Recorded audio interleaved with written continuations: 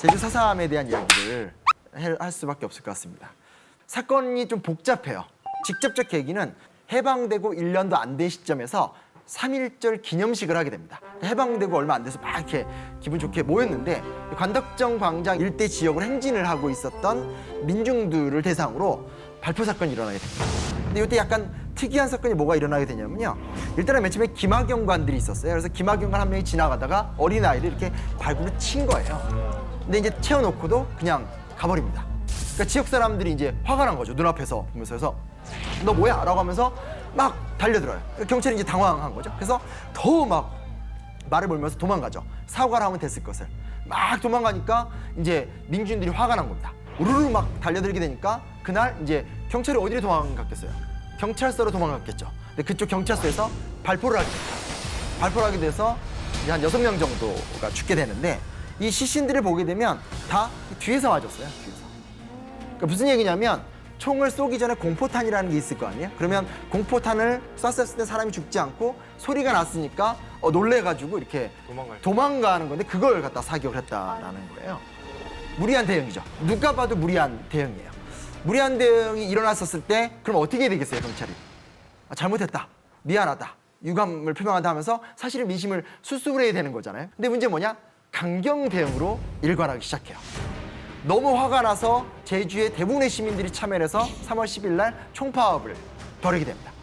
그리고 그중에 일부 경찰들은 그날 경찰 일을 안 하고 집에서 안 나오고 이런 것 통해서 동조를 하는 모습들도 보여주게 되는 거죠. 근데 그 다음에 어떻게 했을 것 같으세요? 또 강경 대응을 합니다. 그리고 총파업을 주도했던 사람들을 체포해서 고문을 하게 돼요. 그리고 그때부터 갈등이 계속 지속이 되는 거예요. 그러니까 사과하지 않고 인정하지 않는, 그러면서 오히려 경찰국장이라고 할 수 있으니까 요즘으로 말하면 경찰청장일 수 있겠죠. 조병옥 그 당시 경무국장이 제주도를 방문해서 제주도민들은 사상적으로 불온하니 건국의 저해가 된다면 쓸어버릴 수도 있다. 그러니까 말도 안 되는 발언을 막 하는 거예요. 또 그 당시 경무부 최경진 차장의 브리핑을 따르면 원래 제주도 주민의 90%가 좌익 색채를 띠고 있다. 말이 안 되는 얘기들인 거죠, 그렇죠? 이런 얘기들을 막 하게 됩니다. 그러면서 결국은 누적되다가 1948년 이제 소위 말하는 4월 3일 날 이런 어떤 민중과 반대편에서의 어떤 그런 경찰과의 갈등 속에서 제주도에 있었던 소수의 좌익 무장대가 이걸 기화로 정치적 전복을 꿈꾸게 된 거죠. 4월 3일 날 23개의 경찰서 중에서 12개의 경찰서를 좌익 무장대가 공격을 하면서 4.3이 시작이 됩니다.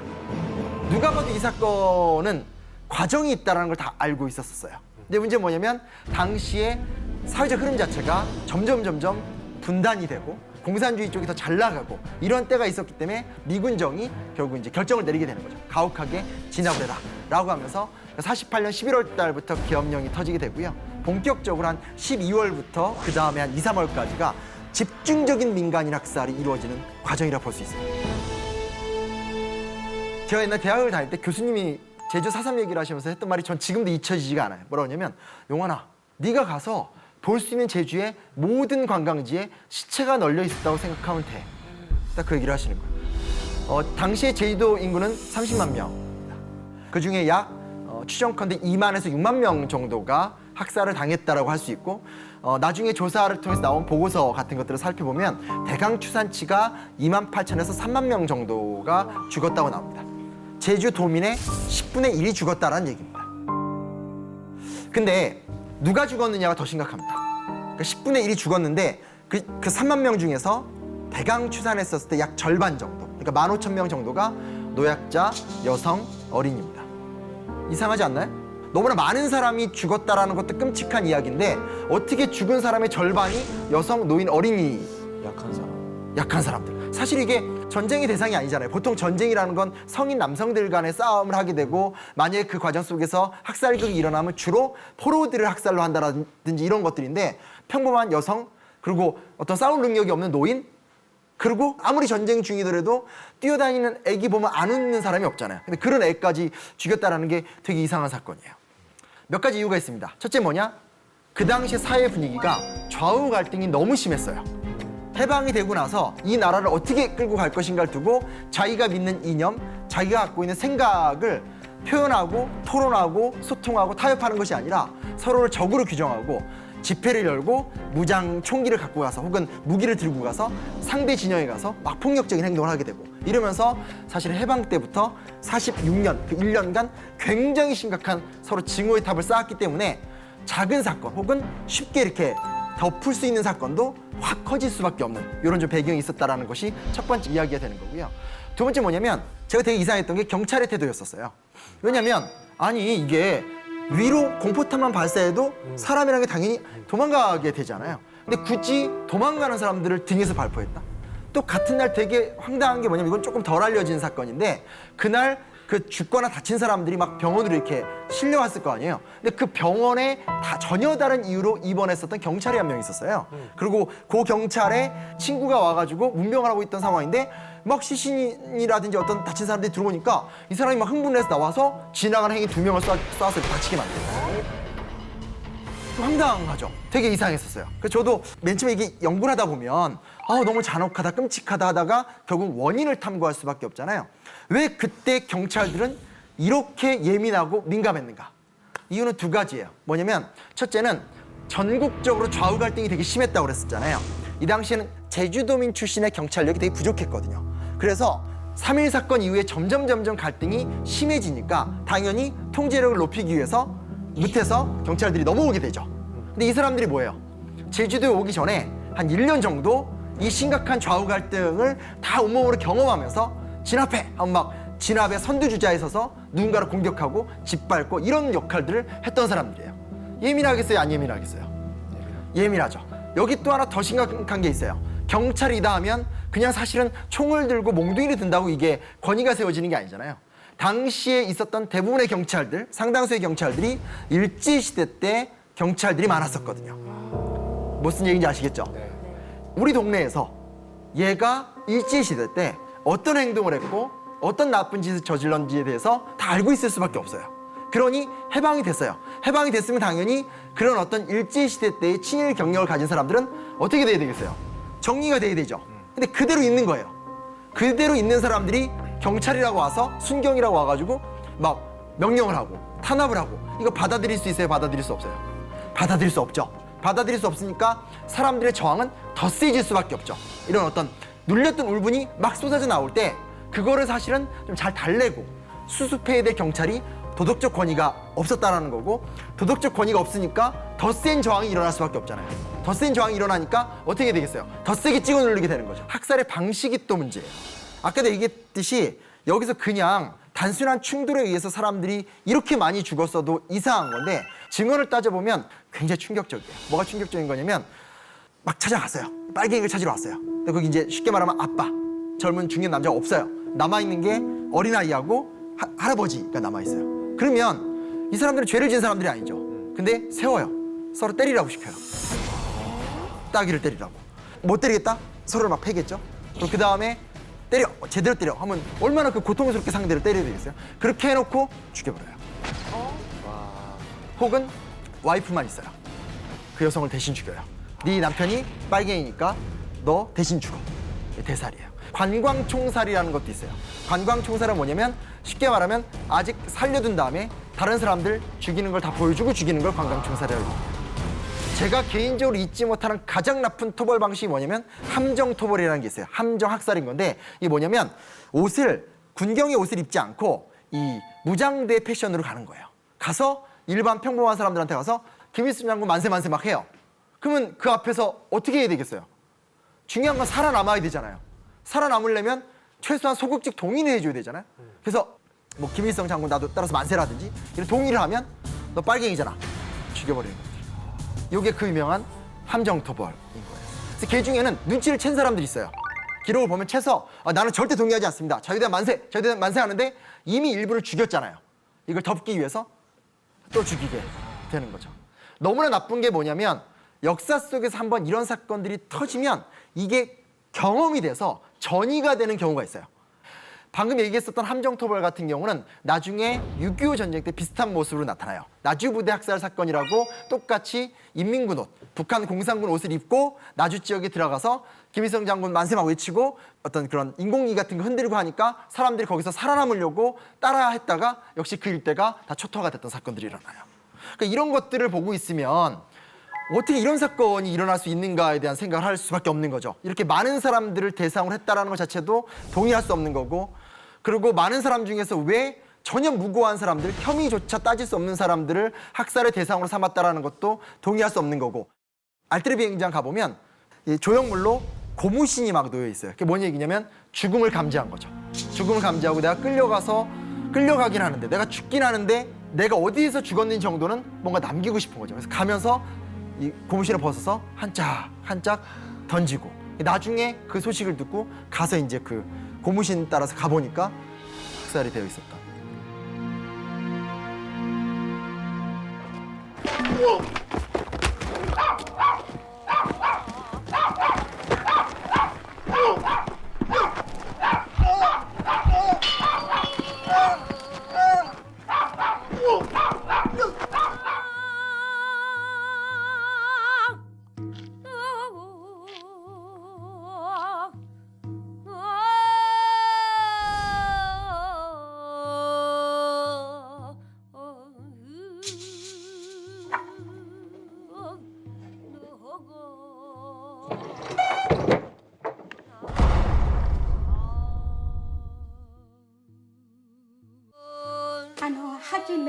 하지매완에 첫날은 경애누고 마다 뒷날은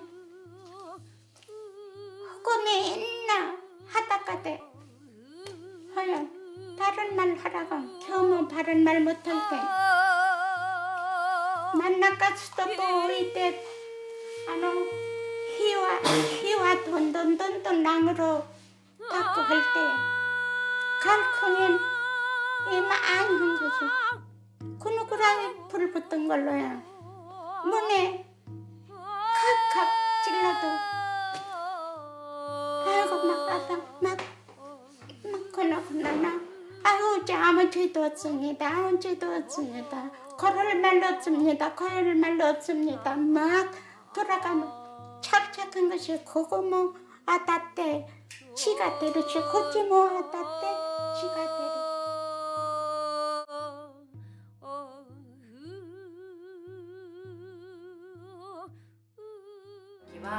亡くなった娘さんはまだ何歳ぐらいやったんですか？2つ過ぎてる。娘さんが亡くなるまでの間は一回も会ってない。会ってない。桜手紙が。편지만.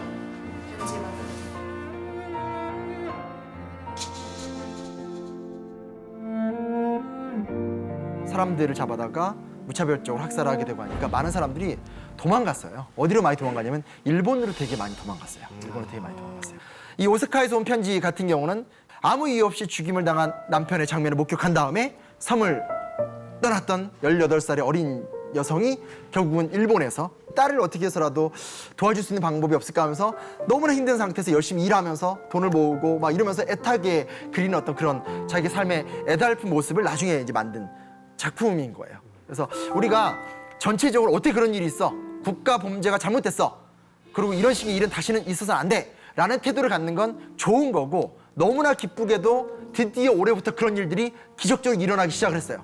전체 시민들이 그것을 동의하기 시작을 했으니까. 그렇다면 그 다음 단계는 뭘까라는 것을 생각해 본다면, 전체를 동의하더라도 그때 거기서 그렇게 떠날 수밖에 없었던 그 사람은 이유도 모르게 남편을 잃고 자기 딸을 만나고 싶지만 만날 수도 없고 그곳에서 너무나 가난하고 고통스럽게 삶을 살 수밖에 없었다라는 아주 미시적 현실, 우리가 그것에 대해서 같이 느끼지 않는다면, 또 그런 단계로까지 우리의 관심사가 퍼져가지 않는다면 이 아주 의미 있고 위대한 올해의 어떤 4.3을 기리는 시작이 되게 좀 의미가 퇴색될 것 같아요. 60, 70년대로 오게 되면 더 고도의 방법으로 사람을 괴롭히고 무너뜨리고 죽이고 하는 시대로 오게 되는 거죠. 그 주요 수단이 뭐냐? 고문이에요.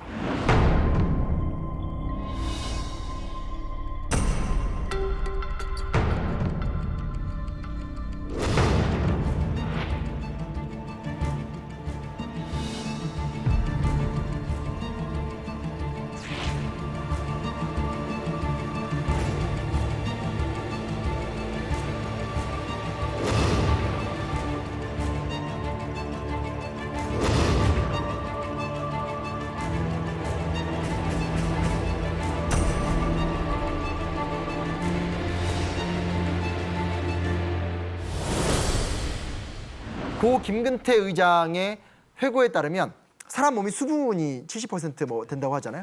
정기 고문을 하면 처음에는 이제 얼마나 아프고 힘들겠어요? 나중에 가면 몸에 수분이 다 떨어진대요. 다 떨어지면 그때도 정기 고문하면 땀구멍에서 연기가 피어오르는 거예요. 증언으로 확인할 수가 있어요.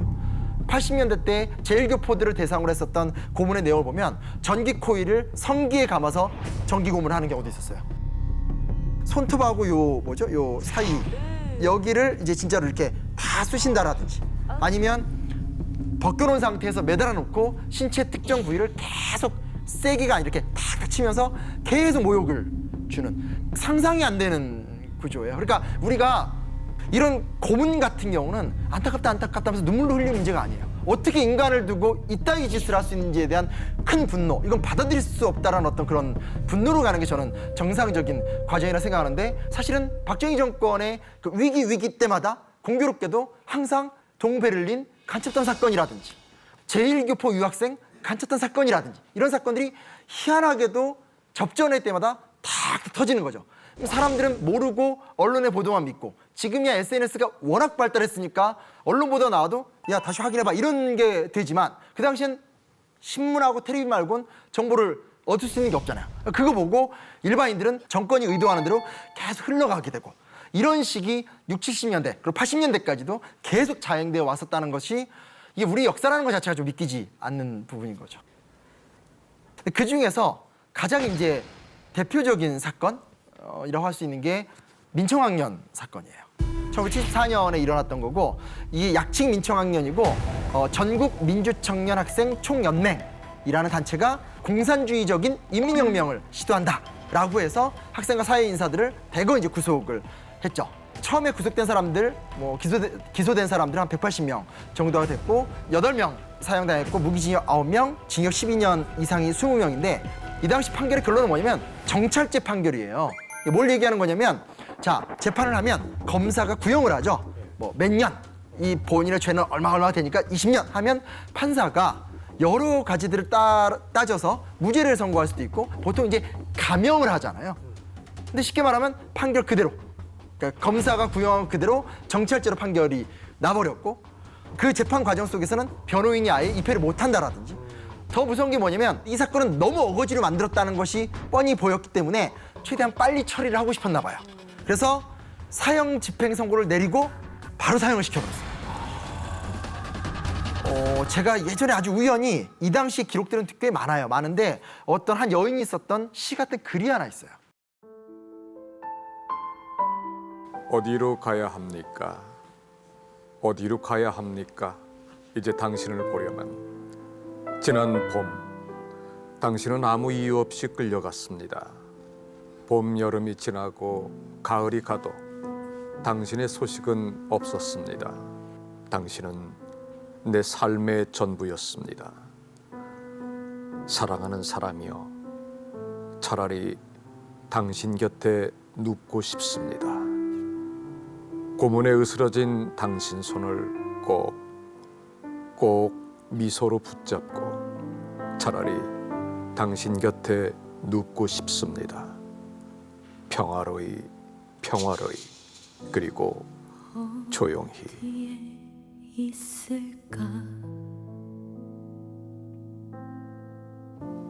제 인생에 잊을 수 없는 사실은 글이었고 아이들이 있었을 거 아니에요. 너무 늦게 안 들어서 나가보니까 어떻게 노냐면 전봇대에다가 동네 애들이 철사를 묶어놓은 거예요. 그리고 돌을 던지는 거예요. 너는 빨갱이 자식이다. 맞고 있는 그러면 너무 화가 나잖아요. 엄마가 애한테 너 왜 지금 따지지 않았어, 정하지 않았으니까. 빨갱이 자식이 맞잖아. 애들이 다 나를 그렇게 하는데 어떡해. 그 다음날 또 나가면 철사줄을 갖고 와서 애들이 목에 개목줄을 만든 다음에 끌고 다니며 놀아요. 이런 식으로 살아남은 자가 그 지역 공동체에서 쟤네들은 어울리면 안 되는 사람이 되는 거예요. 뭐 어떻게 되겠어요? 도망갈 수밖에 없잖아요. 즉 뭐냐, 한 번의 고문의 결과는 그 사람의 죽음이 문제가 아니라, 그것도 문제지만 플러스 뭐가 되냐면 살아남은 자의 삶이 죽을 때까지 파괴가 된다는 거예요. 낙인되고. 직장 얻을 수 있었을까요? 쉽게 얻을 수가 없어요. 옛날에 이 사람이 이사 가면 경찰이 다 따라다 붙이면서 전화하고 사람이 계속 따라붙어요. 나중에 이 글을 다시 한번 보신다면 여기서 말하는 평화로이 이 말이 나중에 이 여인의 삶이 얼마나 그렇게 못 살아왔을지를 우리가 좀 예측할 수 있다는 거죠. 그래서 그런 부분에서 어떤 빨갱이를 잡겠다고 하면서 자국민을 어떤 그 빨갱이로 만들었던 정보기관의 어떤 모습들, 그것이 이제 우리 역사가 갖고 있었던 또 하나의 굉장히 나쁜 측면, 무시무시했고 구체적인 폭력이었다라는 것들을 좀 생각을 해볼 필요가 있어요. 최근에 미투라든지 여성이란 주제라든지 여러 가지 이야기들이 있었어요. 과거에도 있었어요. 가난하게 살던 여성들, 특히 그 당시만 해도 너는 이제 고등학교 졸업하고, 고등학교 졸업이 뭐예요, 그렇죠? 중학교 졸업하고 나면 공장 와서 이제 돈 벌어. 왜냐면 근데 그 나름대로 그때는 의미가 있었던 것 같아요. 왜냐면 보통 부모님들이 이게 좀 올인하잖아요. 그 자식 새끼들 중에서 가장 좀 똘똘한 애들, 보통 근데 희한하게 이건 언제나 아들이에요. 얘 하나라도 좀 건사시켜서 그 아들이 출세를 하면 우리 가족 전체가 득본다라는 그 시대의 나름대로의 공동체 문화였던 것 같아요. 근데 문제 뭐냐? 그 당시가 이해가 되긴 되지만 결국 그 피해는 고스란히 누가 당해요? 여성들이 당할 수밖에 없어요. 옛날 소설들, 7, 80년대 때 소설들 보면 항상 이런 장면이 묘사가 돼요. 정말 15살, 16살, 많아봤자 18살 정도 되는 여공들이 서울역에 내려요. 어딜 가지? 일자리가 필요하니까 쭉 직진을 해서 끝까지 가면 공장에 가는 거고요. 가다가 누가 말을 시켜서 거기에 넘어가면 사창가로 가는 거예요. 여성이 선택할 수 있는 사회적 범위가 너무나 작았다라는 얘기예요. 그래서 여공이 됐어요. 우리 가족을 건사시켜야 돼요. 우리 오빠의 학비 자금을 대야 돼요. 숙명처럼 다가온 주제예요. 열심히 일을 하겠죠. 근데 하루에 노동량이 너무 많아요. 너무 많아요. 너무 많은데 잔업을 하면 돈을 더 준대요. 하겠어요, 안 하겠어요? 선택의 기회를 놓을 수밖에 없는 거죠. 근데 이 노동 상태가 지금 우리가 그냥 뭐 8시간, 12시간 이게 긴 게 문제가 아니라 예를 들면 이때는 1층 건물이면 1층 건물의 공간이 아까워요. 그러니까 건물을 2개를 쪼개요.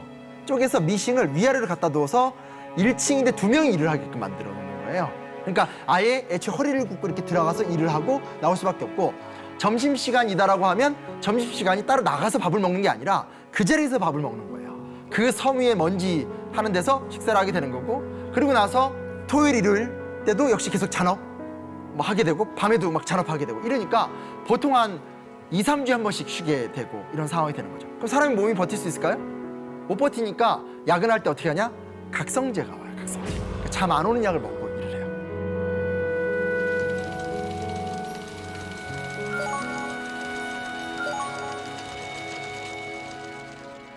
그러다가 2, 3주에 한 번 정도 쉬는 날이 오면 그날 뭐 하겠어요? 하루 종일 자는 거예요. 너무나 이제 몸이 아프게 되는 상황이 되는 거죠. 그래서 예를 들어서 결근을 했어요. 그럼 어떻게 될 것 같아요?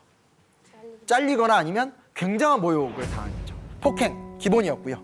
폭행까지는 그래도 많이, 특히 남성 노동자가 남성 노동자들한테 많이 했는데 여성 노동자들을 대상으로도 폭행을 했고 성추행 같은 것들도 굉장히 흔했어요.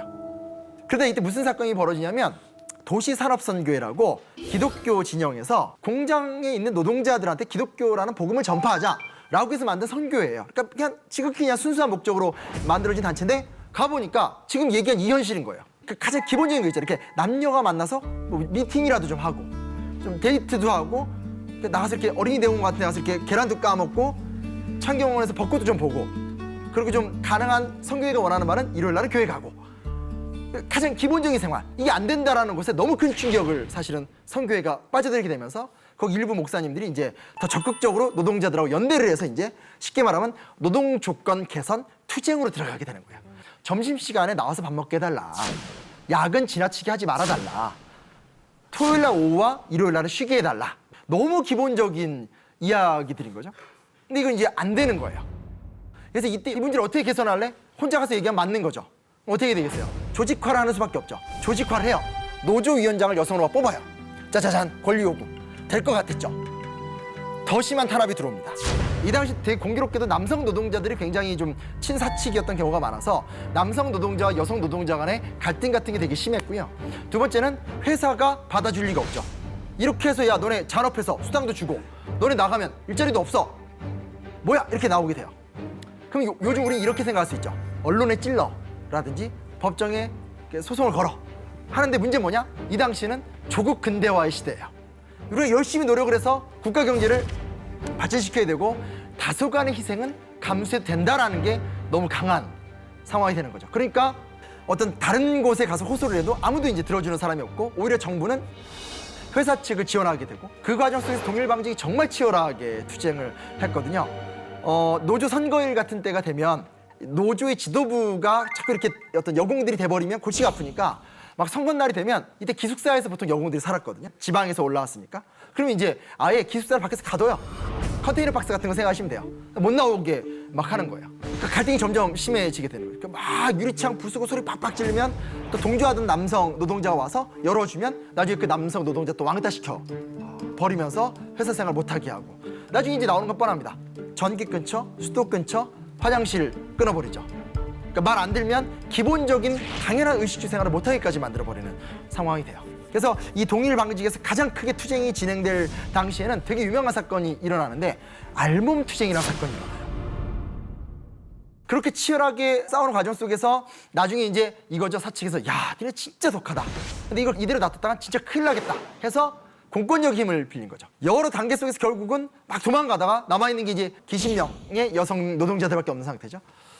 방법이 없어요. 이제는 정말 진압되는 것밖에 방법이 없어요. 근데 그 순간 자기들끼리 누가 먼저 이겼는지 몰랐는데 이런 얘기가 나와요. 야, 나체 여성들은 남자들이 손을 못 걷는데 라는 얘기가 확 도는 거예요. 그러니까 서로 야, 그렇다 하면서 갑자기 거기서 여공들이 우통을 다 벗어요. 노출이 금기인 사회고 아주 정숙함을 강조하는 유교 문화에서 여공들이 완전히 고립된 상태에서 이제 다 끝났다고 생각하고 이 소위 말하는 장구찬 몽둥이 들고 딱 들어와서 경찰들이 있는데 거기서 갑자기 우통을 막 벗으며 서로 막 껴안고 연대를 하는 거예요. 그러니까 완전히 예상하지 못한 상황이 되면서 몇 분간 멈칫멈칫 하는 거예요. 그랬더니 몇 분간 멈칫 했겠지. 그 다음에 어떻게 됐겠어요? 가서 때리고 방망이 때리고 머리채 끌어당기고 발로 짓밟아 놓고 하면서 그 사람들을 막 경찰에 그 경찰차 막 집어넣어. 그럼 걔 중에서 이제 안 잡힌 사람은 막 그 옷을 벗겨내지 상태에서 막 뛰어가면서 엉엉 울기도 하고 나중에 정신병에 걸려서 헤어나오지 못한 사람들 있고 하게 되는데 그러고도 이 여공들이 포기하지 않아요. 포기하지 않은 상태에서 노조에 가입해서 활동하려고 하니까 이번에는 남성 노동자들이 똥을 갖고 와요. 그러니까 옛날에 퍼세시 화장실이었으니까 똥을 퍼온 거예요. 퍼와서 이제 지도원들이 이렇게 들어오니까 똥물을 그 투표에 못 들게 쫙쫙 뿌린 상태에서 그 지도자들이 있을 거예요. 그 지도자들한테 가서 똥을 손을 넣어서 끄집어낸 다음에 그 이제 브레이즈 안에다 손을 넣어서 막 비벼버려요. 막 비벼버려요. 그렇게 해서 사실은 이 투쟁을 또 무마시켜 버리는 과정들을 거치게 돼요. 근데 그 시기 때 왜 여성들이 그런 고통을 당했으며 여성들이 그런 과정 속에서 몰락했는가라는 것들은 사실은 그 자체로 좀 이 사건을 다르게 저는 생각해 볼 필요가 있는 것 같아요. 부천 성고문 사건. 1987년 유월항쟁이 일어나기 이제 좀 전에 사실은 이 부천 성고문 사건이 폭로가 되면서 당시에 전두환 독재 정권이 무너지는 데 있어서 굉장히 큰 영향을 줬던 사건이에요. 권인숙이라는 당시에 서울대 의료학과생이었었는데 위장 취업을 한 거예요. 그러니까 노동운동을 발전시키고 싶어서 위장 취업을 했고 위장 취업을 한 상태에서 야, 요즘에 그런 식으로 노동계에 침투해서 노동자들을 의식화시키려는 사람들이 많대. 체포해! 하면서 부천경찰서에서 이제 수사가 나와서 체포가 된 거죠. 체포가 된 상황에서 잡혀와서 문기동 경사에 의해서 아주 고도의 성추행을 당해요. 근데 이런 사건이 없지 않았어요.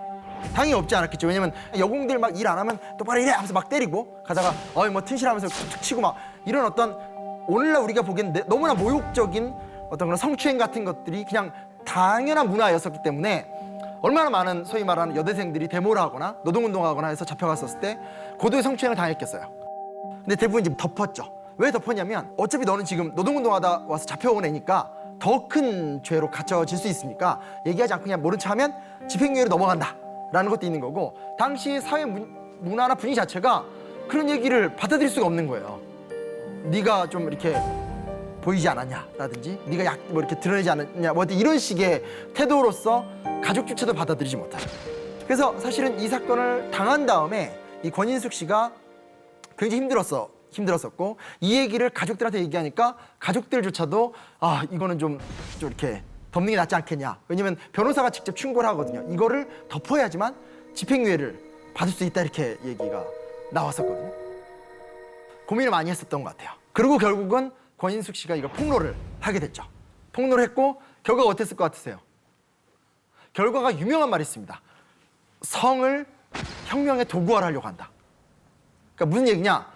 이런 일은 없었고 존재하지 않았고 그냥 이 소위 말하는 문제 있는 애들이 이슈를 끌려고 말도 안 되는 얘기를 끄집어낸다 라고 막 이렇게 여론몰이를 막 하게 된 거예요. 그래서 뭐 검찰 측에서도 가이드라인이 나오게 되고 그대로 이제 언론에서 보도가 되고 하면서 결국은 집행유예로 넘어갈 수 있는 상황을 이분이 실제로 징역을 살게 돼요. 그리고 6월 항쟁 이후에 이분이 풀려나세요. 역사의 어떤 전체적인 흐름으로 본다라면 당연히 우리나라 민주주의 발전사에 참 중요한 사건인 거죠. 근데 되짚어서 보면 뭐냐면 왜 이 투쟁 가운데서 저런 성폭력이 있었는가? 그리고 그녀가 그 이야기를 폭로하는 데 있어서 굉장히 많은 용기를 낼 수밖에 없었는가? 변호사나 가족은 왜 이 얘기를 만류할 수밖에 없었는가? 그리고 오히려 그녀는 그걸 폭로하면서 더 나쁜 사람으로 몰려서 실형을 살 수밖에 없었는가? 단계를 생각해 본다라면 우리가 인권이란 주제에 대한 의식 자체가 지금 넓어지고 있는 상황이잖아요. 그 넓어지고 있는 상황 속에서 아까 얘기했었던 동일방직 사건이라든지 어떤 이 권인숙 부천 성고문 사건 같은 것들은 충분히 우리의 입장에서 좀 재해석을 해서 새로운 고민거리로 만들어 볼 필요가 있지 않나라는 의미로 제가 이제 말씀드렸습니다. 학살, 고문, 여성, 지금 거의 뭐 종합 세트죠. 한국 현대사가. 마지막 끝장판이 뭐냐면 군대의 개입을 통한 민주항쟁의 진압이라는 게 또 하나의 이야기입니다. 부마항쟁 들어보셨죠?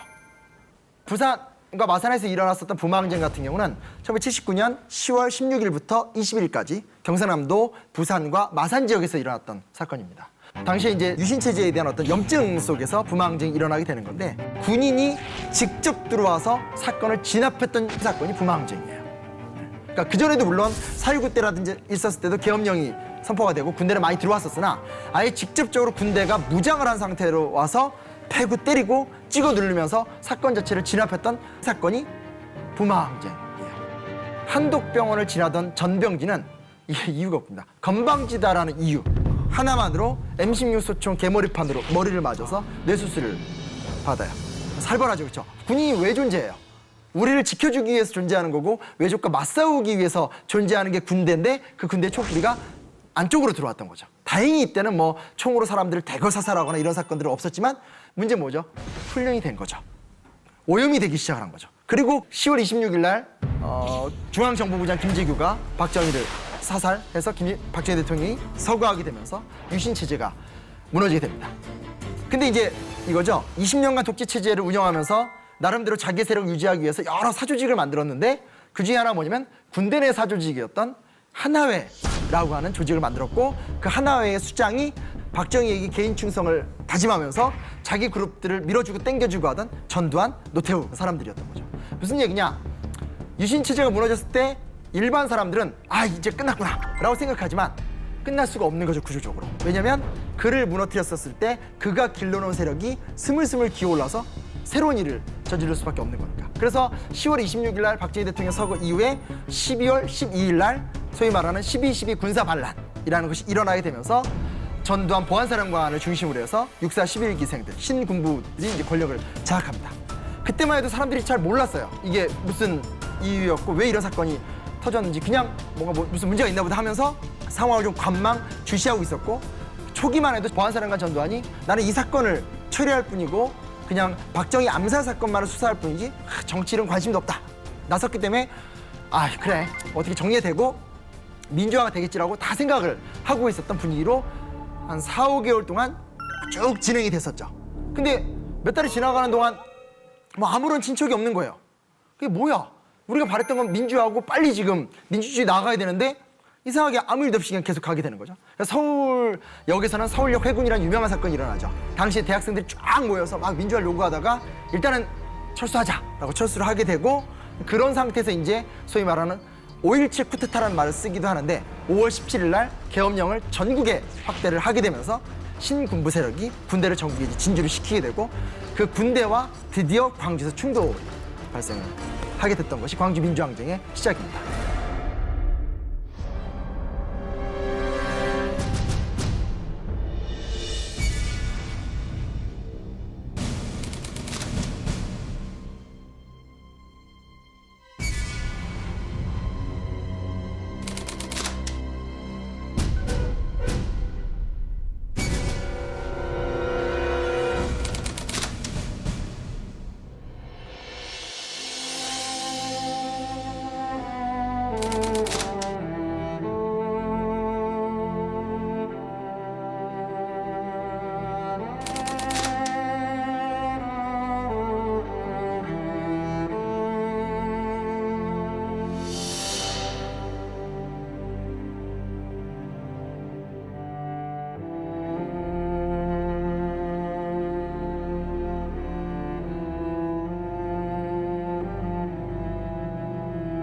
길 가던 여학생들을 이유 없이 붙잡아서 막 군홧발로 걷어차고 다시 기록을 보면 뭐 옷을 찢고 이런 장면도 나와요. 뭐 욕도 하고 피투성이가 될 때까지 막 때리고 근데 옆에서 누가 뭐라 그러면 그 사람도 막 때리고 그날 결혼하신 분이 있어요. 제가 개인적으로 느끼는 가장 안타까운 이야기인데 결혼하고 이제 신혼여행 가야 되잖아요. 택시 타고 가던 신혼부부를 택시를 세운 다음에 끄집어내서 어마어마한 폭력을 행사하고 그래서 결혼했기 때문에 혼미복이라고 해야 되나 이렇게 옷을 예쁘게 입었는데 거기 피로 완전히 막 칠갑이 돼서 남편이 완전히 터진 거를 데리고 가던 아내의 모습 이런 것들도 있고요. 아 이게 너무 가슴 아픈 얘기인데 이 머리가 으깨지고 팔이 부러져서 피범벅이 된 사람을 택시기사가 마음이 안타까워서 이렇게 몰고 가니까 그걸 막아서니까 택시기사가 화나서 사람이 죽어가고 있다. 그러니까 대검으로 찔러서 그 택시기사의 배를 찔러서 죽이게 되고 부망쟁에서 민중들을 군이 진압할 수 있다는 피해 학습을 한 거죠.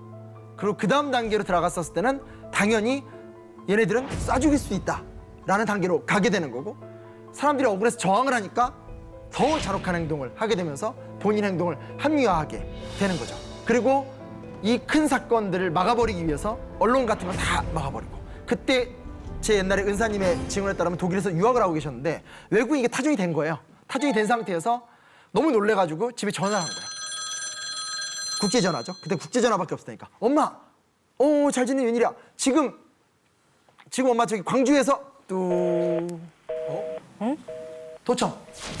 얘기가 나오면 망을 막아버리는 뭐 이런 일화들. 그러니까 소위 말하는 우리가 생각하는 기본적인 것에 부합하지 못하는 이야기는 사실은 너무나 많은 일화들이 이제 존재하는 거죠. 뭐 이런 거 있잖아요. 뭐 광주 사태는 그 당시 사태라고 불렀으니까. 북파 간첩의 소행이다. 도대체 저는 이해가 안 가는 게 어떻게 거기까지 내려와요? 아니 너무 멀잖아요. 그리고 사회를 혼란시키려면 서울이라든지 이런 데를 혼란시켜야 되는데 거기까지 내려온다는 것 자체도 그런 거고 다시 어떻게 올라가요 또? 왜냐면 잡힌 사람이 없잖아요. 이건 소문만 돌았던 거지 단 한 명도 북파 간첩으로 잡힌 사람이 없거든요. 그럼 그 사람들이 도대체 배를 타고 올라갔다는 얘기예요? 아니면 충청도를 거쳐서 새마을호를 탄 다음에 갔다는 얘기예요. 앞뒤가 안 맞는 말인 거죠. 근데 말도 안 되는 유언비어로 그때도 이 사건을 무마하려고 했었고 사실은 얼마 전까지 우리 사회가 이걸 두고 그런 식으로 몰이를 한다라든지 아니면 그 과정 속에서 일어나는 분노 속에서 시민들 중 일부가 무장을 하고 저항을 했던 그 행위만을 막 반역이다라고 규정한다라든지 그러니까 맥락을 잃어버리게 된 거죠. 이야기의 맥락과 원인과 결과가 있는데 그것을 다 합쳐야지만 역사인 건데 그 역사의 이야기를 다 하지 않고 특정만 끄집어내서 우리끼리 누군가를 나쁜 사람들의 무리로 만들어버리고 특정 도시는 나쁜 도시고 특정 지역 사람들은 마치 이등 국민 같은 이런 식의 어떤 과정들을 저질렀다는 것이 너무나 고통스러웠던 거고 그 당시 결국은 김대중 내라는 뭐 사건 이렇게 몰아가지고 당시에 아주 유력했었던 야당 지도자 중에 한 명이었었던 김대중을 사형 선고를 때리게 되는 것으로도 이제 연결이 되게 되는 거죠. 북한의 사주를 받아서 광주 시민들을 선동해서 국가보안법, 방공법, 개헌법, 외환관리법 등을 다 위반해서 군법회의에 회부가 되는 구조거든요. 근데 사실은 김대중 후보는 그 당시에 유신체제 때 가택연금을 계속 당해 있었던 상황이었거든요. 그러니까 군인과 기관들이 아예 그 집을 감시하고 집 밖으로 나오지도 못하던 상황인데 그가 서울에서 광주까지 무슨 연통을 했고 이게 지금 이 웃음의 이유는 아마 서로 아실 거예요. 이거 어처구니가 없는 이야기인 거예요. 그러니까 앞뒤가 말이 안 되잖아요. 가택연금이 돼서 몇 년을 살아있던 사람이 광주 지역에 가가지고 내란을 조직했다는 것도 말이 안 되고 북한이 거기서 간첩을 내려보내서 선동했다는 것도 말이 안 되고 당시에 봤던 그 지역에 있었던 외신 기자나 어떤 외국인 선교사들의 증언 그리고 외신의 보도 뭐 이런 것들 혹은 지금 남아있는 증언들을 다 보면 우리가 갖고 있는 어떤 상식의 입장에서 받아들일 수 없는 얘기들인데도 최근까지도 이런 것들이 막 활용이 되고 그 시간 동안에는 그 지역을 이렇게 다 찍어 누르고 했던 거죠. 우리나라 동상들의 특징이 있습니다. 어떻게 돼 있죠? 단이 높아요. 이 정도 아니죠. 되게 높죠. 그리고 그 위에 더 높은 분이 한 분 서 계시죠. 그러니까 우리가 보통 동상을 볼 때 어떻게 봐요? 가서 우러러보잖아요. 그렇죠? 올려다본다는 말은 뭐겠어요? 경외하고 존경한다는 걸 의미하는 거죠. 근데 제가 유럽을 가서 되게 충격을 받았던 게 뭐냐면 물론 유럽에도 이렇게 올려다보는 동상들 있어요. 근데 적어도 2차 세계대전 이후에 만들었던 유럽의 동상들, 그리고 크로아티아에 가면 자그레브라는 수도라든지 지역에 가면 동상들이 다 이렇게 볼 수 있어요. 동상의 높이가 딱 저희 정도 키만 해요. 사진 높거나. 그래서 그 옆에 가서 같이 사진 찍을 수 있어요. 옆에 사진 찍을 수 있고, 더 충격적인 건 우리나라 동상의 주인공들이 누구예요? 대단한 사람들. 이순신 장군, 뭐 세종대왕, 혹은 민족 지사들. 우리가 감히 이렇게 따라갈 수 없는 어떤 그런 대단한 사람들이 보통 기려지는 거죠. 근데 가서 되게 충격을 받았던 게, 시장, 돌비체 시장이라는 유명한 시장이 있거든요. 그 장터에 아주머니 동상이 있어요. 그래서 그냥 편한 옷 입고 그렇게 머리에 바구니 이거 딱 이렇게 있는 동상이 있어요. 안쪽으로 들어가 보니까 농민 저항 운동을 하다가 잡혀서 죽어가던 농민 2명이 쇠사슬에 이렇게 얽혀서 무너져가고 있고 갈비뼈가 다 보이는, 그리고 이제 신발이 벗겨져서 맨발이 있는 그 동상이 있어요. 한 요만해요. 이런 식으로 대부분 다 눈높이가 우리 보통 사람들과 똑같고, 나오는 주인공들이 다 보통 사람들, 있음직한 우리 같은 사람들이 하나 이렇게 있어요. 그러니까 당연히 느끼는 문화의식이 다른 거죠. 현재 우리가 느끼는 건 가서 누군가를 존경하고 기리고 어떤 부분에서 좀 복종하고 따르고 라면, 그에 비해서 유럽의 어떤 그런 2차 세계대전 이후에 발달된 민권의식 같은 것으로 인해서 만들어진 유럽의 동상들을 보게 되면, 그가 나고 그의 고통이 내 고통이고, 옆에서 편안하게 사진 찍을 수 있고, 아주머니든 농민이든 천재든 다 그냥 함께 할 수 있는, 지금 여기 있는 이 동상들도 사실은 이분들 투쟁하다 다 고문당해서 돌아가신 분들이에요. 근데 이 공원에 가면 공원에 곳곳에 비석들이 다 세워져 있어서, 이 동네에 있는 그냥 조그만 공원이거든요. 지나가다 보면 요 시선을 피할 수가 없어요. 그러니까 이 흉상이라고 해야 되나요? 이게 시각이 다 곳곳에서 이렇게 이쪽 보고 있는 사람, 저쪽 보고 있는 사람 이렇게 서 있어서, 동네의 중심부인 여기 이렇게 지나가면 이렇게도 보게 되고, 이렇게도 보게 되고, 이렇게도 보게 돼요. 의미를 알겠죠? 내가 앞에서 이렇게 싸우다가 이렇게 죽어갔다. 이런 질문들을 할 수 있죠. 그러면 자연스럽게 우리가 물어볼 수 있는 대답은 똑같죠. 그럼 나는 어떻게 살아야 되는가? 참 되게 의미 있었던 기억인 것 같아요. 그냥 단순한 기억으로 끝나지 않았으면 좋겠어요. 잊혀졌던 것들을 하나하나 밝혀내는 가운데, 그가 나고 내가 그기 때문에 한편에선 그들이 간절히 원했던 바를 우리가 충실하게 누리되, 한편에서는 그들의 피해 희생을 기억하면서 우리가 살아가는 이 삶과 세계 속에서는 그와 유사한 일이 다시 일어나지 않게, 우리 사회만이 아니라 세계적으로 벌어지는 일들에 대해서 그냥 안 됐다, 혹은 막 운다라든지 답답하다, 끝날 문제는 아닌 것 같아요. 결국은 어떻게 이것을 사회적으로 치유하고 교정하고 바꿔갈 시스템을 만드느냐가 되게 좀 중요한 문제라는 생각이 들어요. 왜냐면 결국은 죽은 자는 죽은 자대로 고통이고, 그 다음에 살아남은 자는 살아있기 때문에 그 고통을 계속 당할 수밖에 없는 상황 속에 있기 때문에, 그러면 이 사람들을 어떻게 사회적으로 관리하고 아픔을 지속적으로 치유할 수 있는 시스템을 만들어갈 것이냐라는 것은 굉장히 큰 책임이 될 수밖에 없는 거예요.